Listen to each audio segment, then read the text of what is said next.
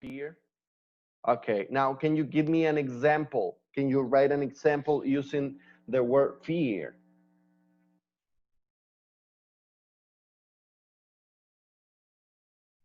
Anybody? Mhm. Write down a sentence using the word fear.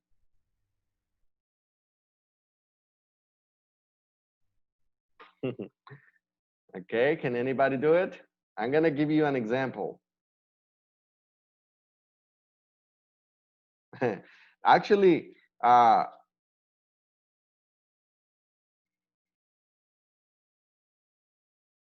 look at this.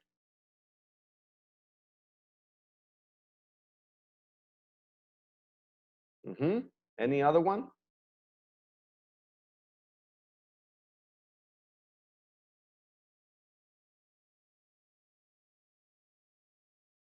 Any other example that you can like think of?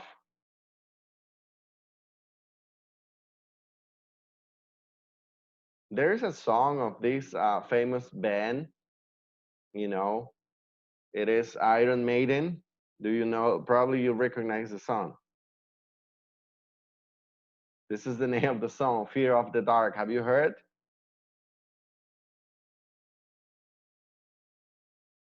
Well, you probably haven't heard it if you don't like rock. However, that is a way in which you can write examples. You know, I fear the dark, right? You know, I fear animals, etc. Right? There are many things that you can mention. Now, going back to the presentation, going back to the presentation, um, let me see. Wait a second. Okay, going back to the presentation here. Um, we have the word sadness, you know, which is very common, uh, anger, happiness, and confidence. Now, the word confidence tends to be confusing sometimes, you know. Esta confidence, a veces, vamos a ver, I always thought that jealousy was only relationship. No, no, jealousy, o sea, sí se puede utilizar en relationships, pero también se puede usar en otro tipo de cosas. Por ejemplo, vaya, de una forma no tan negativa podrías usarse. Por ejemplo, si tu mejor amiga, digamos que se gane una beca, digamos, ¿verdad? Y tú le dices, I'm jealous, you're lucky.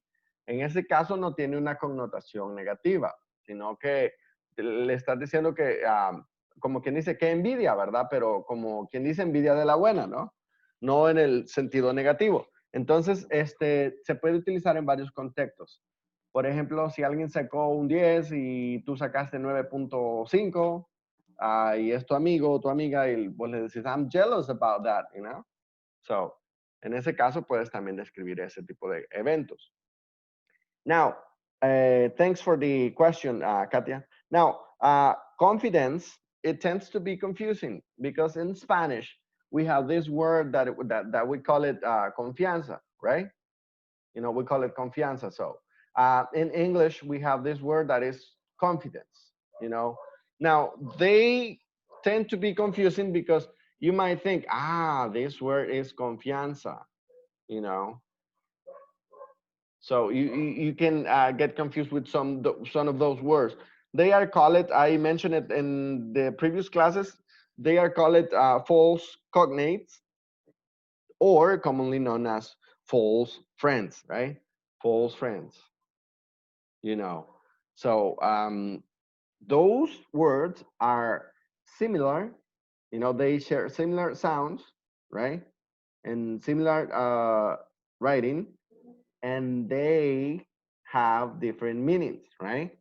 Now, you know, like cognates are this. For example, if you say doctor in Spanish, you say doctor, right? That's a cognate, you know, that's a normal cognate. Now, a, a false cognate,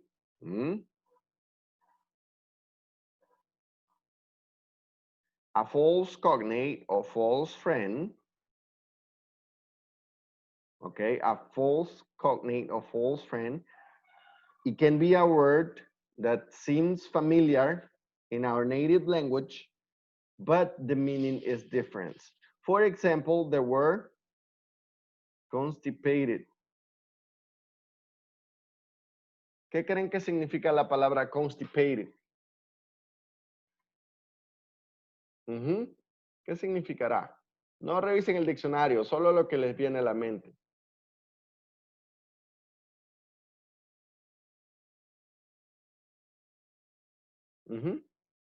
Vamos a ver, ¿qué se les viene a la mente? Constipated. Anybody? Marvin. Constipado. Constipado, pero ¿qué es constipado? Pues,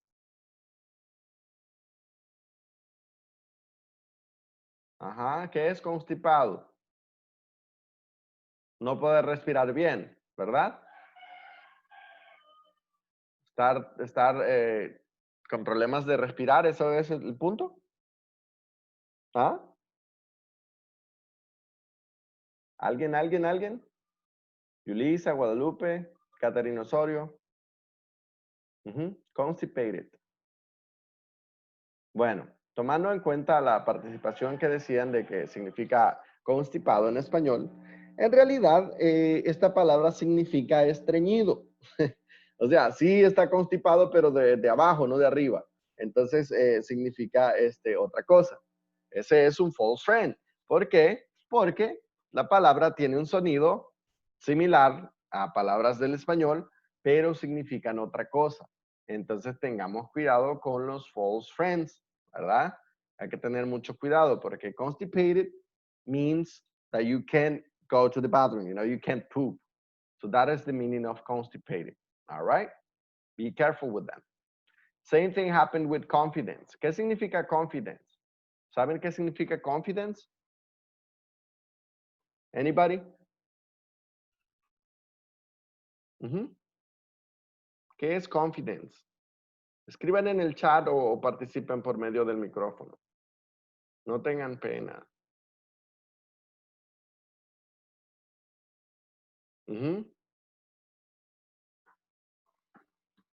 Confidence. Confianza. ¿Será confianza? What do you think? Marvin, what do you think?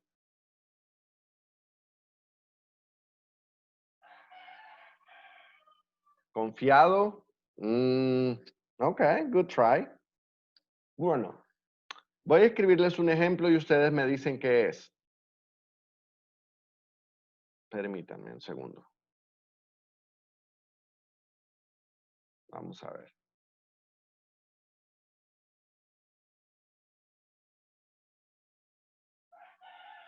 Wait a minute.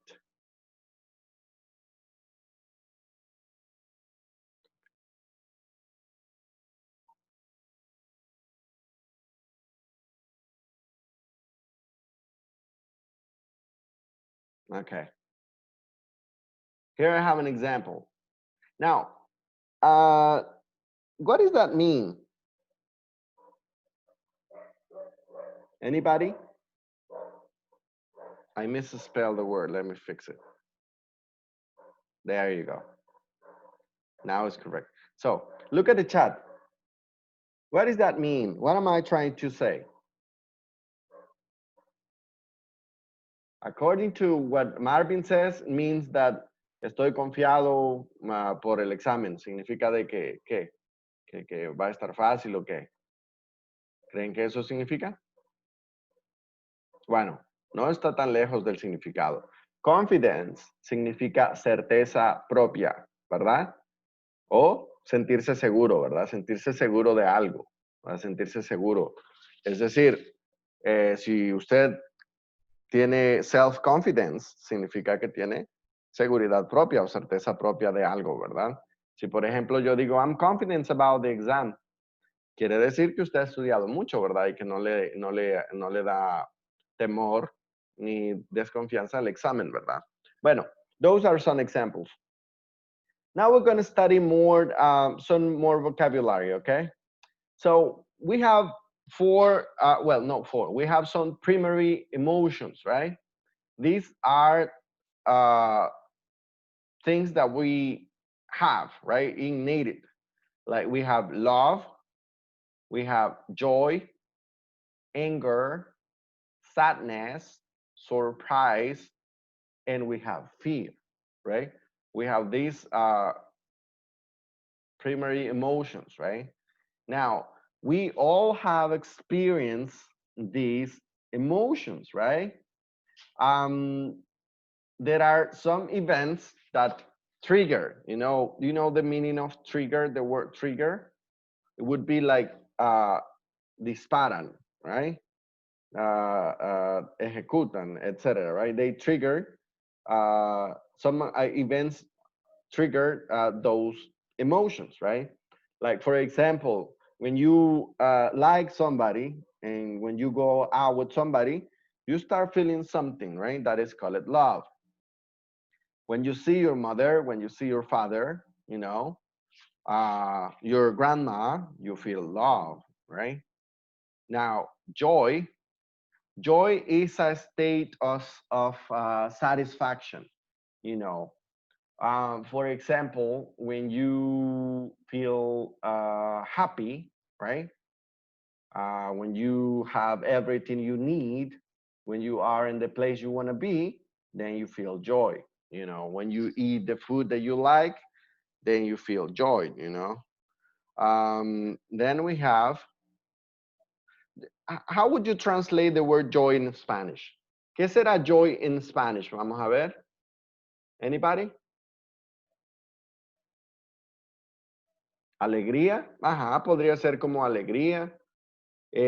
También podría ser traducido como gozo, regocijo, ¿verdad? Ajá, también sería disfrutar, pero en el caso de disfrutar sería enjoy, ¿verdad? Enjoy, con N, perdón, me equivoqué. Enjoy, que ya sería otra palabra, ¿verdad? Que es una palabra compuesta, pero que tiene que ver. Ajá, so, yeah, pero en sí la palabra joy quiere decir alegría, quiere decir gozo, ¿verdad? Eso quiere decir, es cuando algo te llena, ¿no? Algo que estás haciendo te hace sentir bien, ¿verdad? Te hace sentir muy bien. Okay, let's continue. And then we have anger. Now, all these emotions are normal, we feel them. And it's perfectly normal, right? Nobody can say, okay, don't get anger, because that's part of our nature.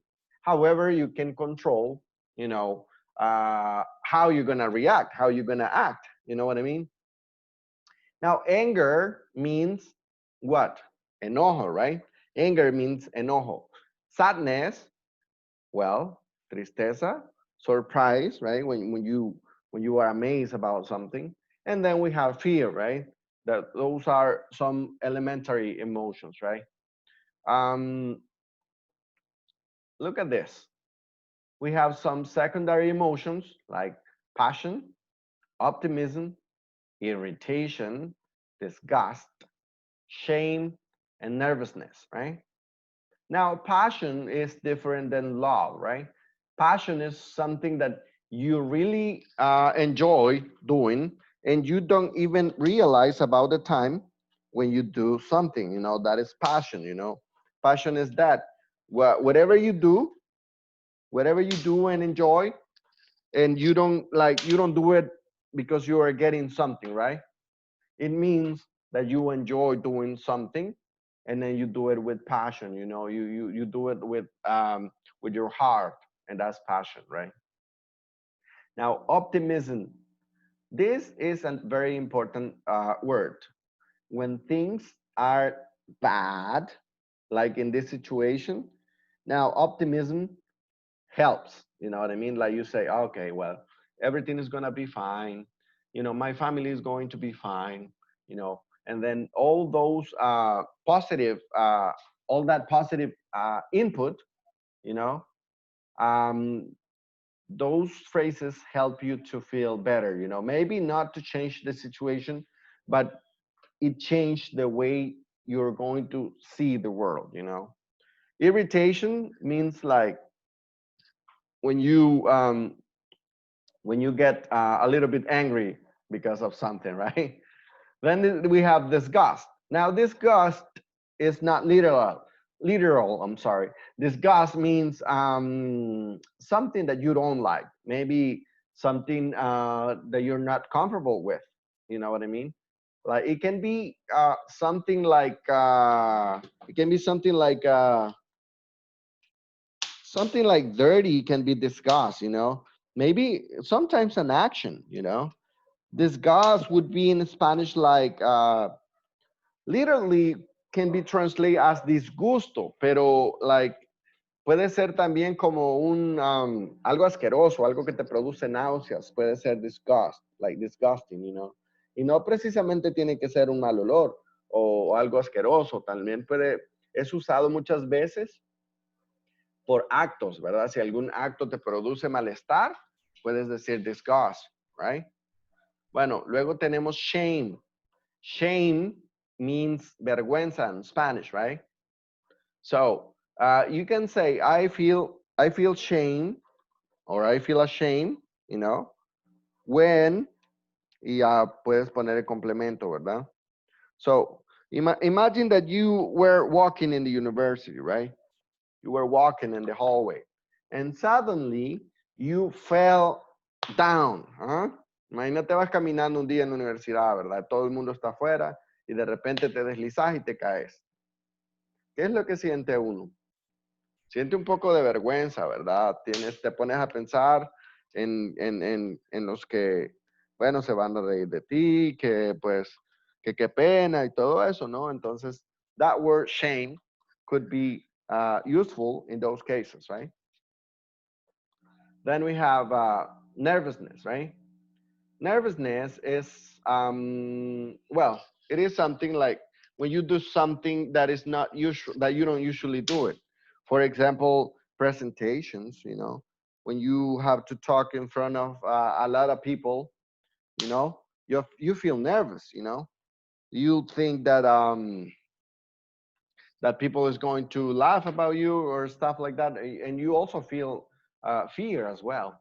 But nervousness is pretty normal, you know, when you are amateur, you know, in something. Now, when you get experience, then you don't feel nervous anymore, you know. You learn how to manage that. Now, here we have the concepts, right, about the feelings and emotions. So I recommend you to study them, you know, because in the exam, I'm going to include them. Okay, I'm going to include this vocabulary, so you can maybe you can select the right concept, or maybe I can paste the pictures, you know, and then you're going to select the emotions, right? And I'm going to say this in Spanish. Por favor, estudien estos conceptos, porque en el examen yo perfectamente pudiera poner solo caritas y ustedes podrían elegir el sentimiento, ¿verdad? Y ahí no hay para dónde, ¿verdad? Ahí tendrían que saber más o menos lo que la carita expresa, ¿verdad? Por ejemplo, mire, ¿qué ven en esa cara? Mira, tiene una lagrimita, tiene los ojos agrandaditos y agachaditos, ¿verdad? Entonces, en ese caso, estamos hablando de sadness, ¿verdad? Yo le puedo poner ahí las caritas y ustedes le agregan eso, ¿verdad? No sé si hay preguntas hasta ahorita, antes de que entremos a first conditional.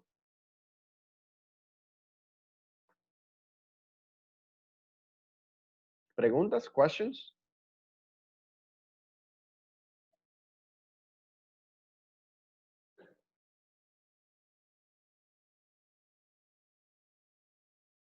Any questions so far? Anybody? Okay, no questions. Bye. Bueno, let's continue then. Now, in the first conditional, last time we were discussing what it is, right? You're probably wondering, what is the first conditional and why is it important to know it? Well, we can use the first conditional for talking about possibilities in the present or in the future, okay? Um, I will explain how the first conditional is formed, okay? Now, in the last class that we had, I was talking about this. So the first conditional is composed of an if clause, right? ¿Qué es una if clause? Bueno, es una cláusula que lleva if al inicio, ¿verdad? Eso es una if clause. ¿Y qué significa if? If significa sí en español. So, we have this, right? And it says, if you study hard, mira, ¿qué tiempo tenemos aquí? El verbo tenemos study. Aquí estamos utilizando un tiempo en presente. Mira, presente. Tenemos varios elementos. Tenemos if, tenemos el sujeto, the subject, y el verbo en presente, ¿verdad? Y tenemos un pequeño complemento. En este caso, pues, es la palabra heart, ¿ok? So, esta sería la if clause, ¿verdad? So, if you study hard, luego tenemos un resultado.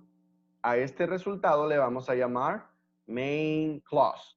En the main clause tenemos un sujeto, tenemos will, que tiene que ir por fórmula o por fuerza, y tenemos otro verbo en presente. Mira, esto es importante.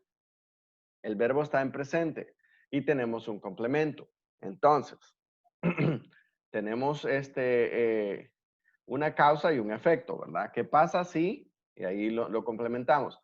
Ahora, leámosla completamente. If you study hard, you will pass the test. Algo muy importante, chicos, es que aquí tenemos una coma en la if clause. Mira, if you study hard, coma, you will pass the test, right? Entonces, ¿qué nos dice esto? Que después de que pongamos una if clause, vamos a tener que poner una coma. Eso es por regla, es grammar. We have to respect that. ¿Ok? Y ya está, ¿verdad? Ahora, se preguntarán si podemos voltear el asunto. ¿Podremos darle vuelta? ¿Podemos poner la main clause al inicio? Perfectamente lo podemos hacer. Y el significado no cambia, chicos. O sea, ustedes pueden escribir cualquier oración con la if clause, hacer el shift, ¿verdad? O darle vuelta, como ustedes dicen, y perfectamente no cambia el significado. ¿Ok? Vamos a ver. So, empezamos. You will pass the test if you study hard. Now, hay algo muy importante que sucede acá, chicos. Se lo voy a escribir en el chat también. Mira, permítanme. You will pass the test if you study hard. Period. ¿Right? You will pass the test. Este teclado me mueve todo, permítanme. You will pass. You will pass the test. The test. If you study hard. Ahí está. Hoy sí. Okay. So, look at that. The meaning didn't change, okay? El significado no cambió. ¿Qué pasó? Solo cambiamos la posición. Ahora, hay algo muy notable. Cuando ponemos la main clause al principio, right, at the beginning, no vamos a utilizar una coma, ¿ok? Cuidado con eso. Si escribimos la if clause al inicio, entonces sí vamos a usar la coma, ¿verdad? Esa es la única cuestión que con la que deben de tener cuidado, ¿verdad? Entonces, en el examen, perfectamente yo les pudiese poner una if clause, ¿verdad? Y un complemento, ¿verdad? Se los puedo poner desordenados, se los puedo poner con un error de una letra mayúscula y una minúscula, les puedo poner la coma. Entonces, ustedes tienen que fijarse en todos los detalles. Por supuesto que ahí va a estar la respuesta correcta, pero le puedo poner varios ejemplos similares, pero van a tener error. Entonces, tengan mucho cuidado cuando vayan a contestar ese tipo de exámenes. ¿Por qué? Porque por el puntito que le falte, ese puede ser la diferencia, ¿verdad? Entonces, pongan atención a esto. No sé si hay preguntas hasta ahorita respecto a esto.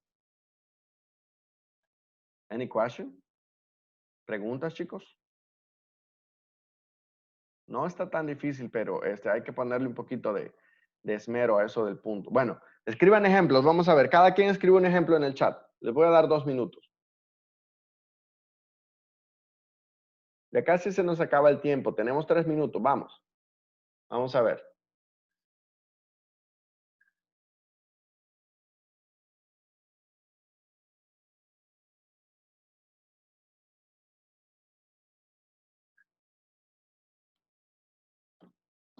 Time is running, time is running. Vamos, el tiempo va caminando.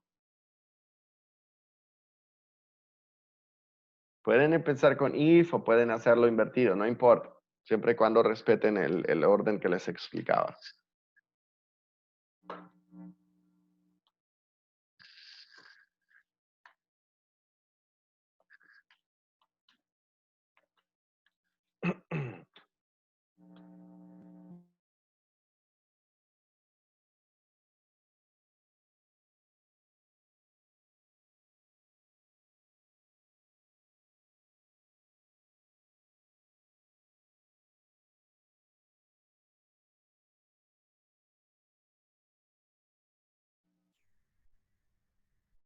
Time is running, come on.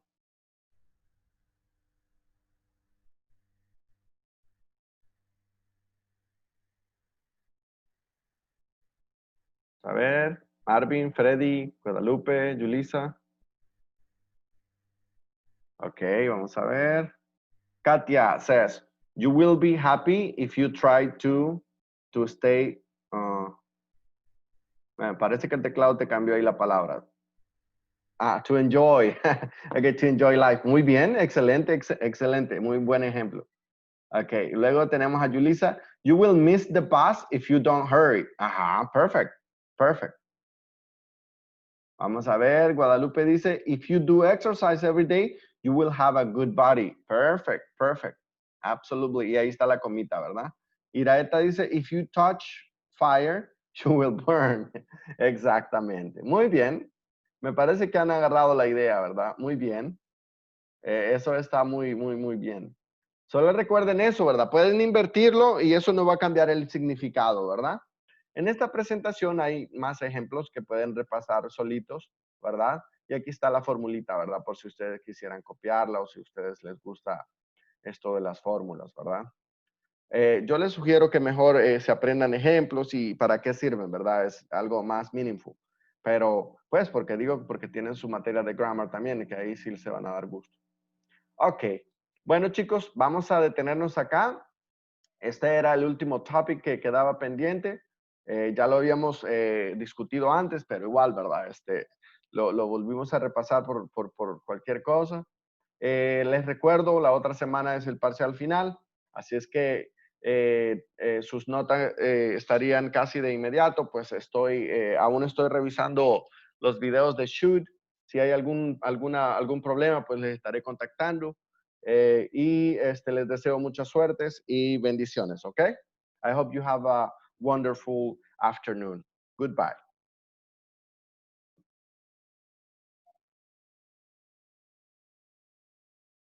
Blessings, Guadalupe. Thank you. Goodbye.